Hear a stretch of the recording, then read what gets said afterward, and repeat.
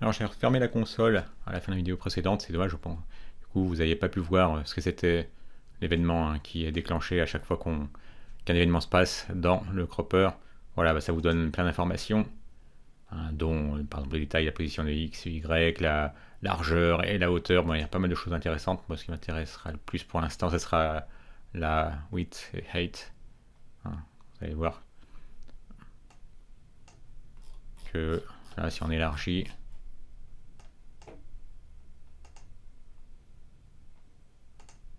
voilà, on a une width et height plus importante que tout à l'heure. Également, on avait dit qu'une fois que ça marcherait, on refactoriserait, parce qu'il n'y a aucune raison de... C'est quelque chose de coûteux au niveau du DOM de récupérer les éléments par MyID. Vous avez vu le nombre de fois où ça se passe. Donc, ce qu'on veut faire, eh bien, c'est déplacer ces deux lignes en dehors de cette fonction qui est appelée de multiples fois. Au départ, migrateImage, ça va être null. Donc, on n'aura pas uploadé l'image. CroppedImage, oui, là, on pourra la récupérer tout de suite. Hein. CroppedImage existe dès le début. Et c'est dans la fonction getImage, ici, que nous allons récupérer par son ID migrateImage.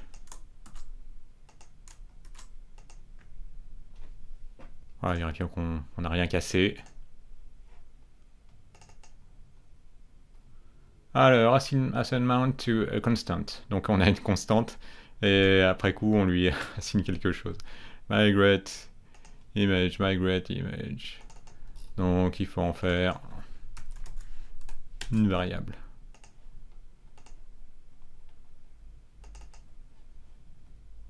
Voilà, plus d'erreur, ça fonctionne. Alors vous avez vu ce format 16 neuvième, je vous disais qu'on peut le configurer, donc vous pourriez très bien mettre juste 1 par exemple, ça vous fera un carré. Donc vous auriez une sélection qui serait carrée par défaut.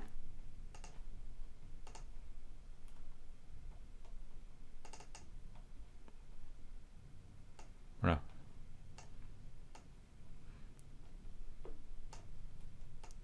Et si vous voulez pas être contraint du tout, eh bien vous pouvez enlever aspect ratio, ce qu'on va faire. Comme ça, vous êtes libre de sélectionner comme vous voulez. Voilà, ça peut être plus pratique, effectivement. Voilà, comme ça, on peut vraiment choisir ce qui nous intéresse. Alors, crop, pour l'instant, ne fait rien. Donc, on était parti pour implémenter cette fonctionnalité. Ça n'a pas été facile à trouver. J'ai dû fouiller un peu dans Stack Overflow. Parce que la doc est très précise, très détaillée sur des choses bien pointues. Et sur des choses basiques comme juste effectuer le crop lui-même, il a fallu chercher un peu.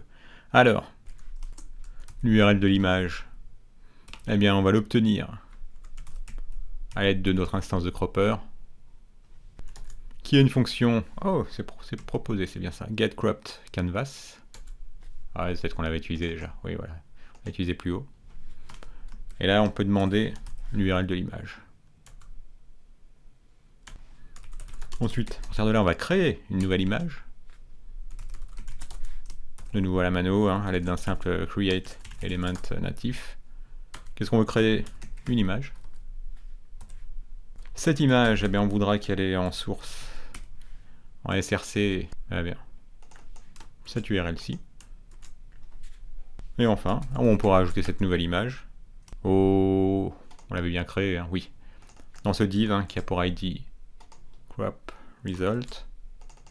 On l'avait bien récupéré, crop result. Ce qu'on voulait faire, c'était justement le récupérer par son ID et l'ajouter à l'aide d'un bon vieux appendChild. Donc ajouter à ce div l'image nouvellement créée.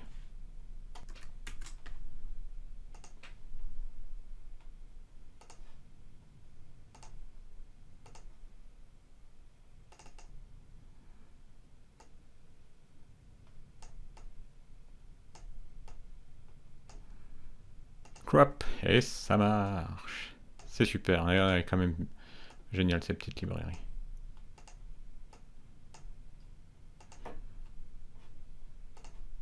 On peut essayer avec une autre image. Allez. Zara Connor.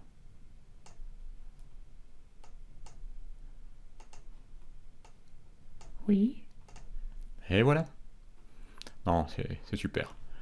N'hésitez pas à mettre une étoile à ce projet, moi, je trouve vraiment bien fait. En plus, il y a une doc très détaillée. Vous avez vu la taille de l'ascenseur, hein, donc il y a plein d'options. Bon, le seul petit souci, c'est que j'ai dû ajouter, bon, que je vous ai cherché un peu pour cropper l'image. Mais sinon, c'est très bien. Vous avez aussi son CDN, donc tout ce dont vous avez besoin. Plus ce petit projet d'illustration. Donc n'hésitez pas à me dire en commentaire, eh bien, si vous avez des projets d'en faire quelque chose. Moi, je sais que je vais en faire un petit puzzle, parce que, vous voyez, ça demande que ça, hein, finalement, maintenant, de se créer des petits puzzles, ou bien de créer une appli qui permet de faire un CV, et à partir du CV, ensuite de prendre une photo, de poser une photo, et puis de vraiment la découper comme vous voulez. Hein, voilà, ça serait par exemple la photo du CV de Sarah Connor, résistante, enfin, tu vois, ou bien, ou bien photo de Schwarzy en vieux Terminator, vieux T1000. C'est tout pour ce petit projet qui vous aurait permis de pratiquer du Vanilla JavaScript et de prendre en main Cropper.js.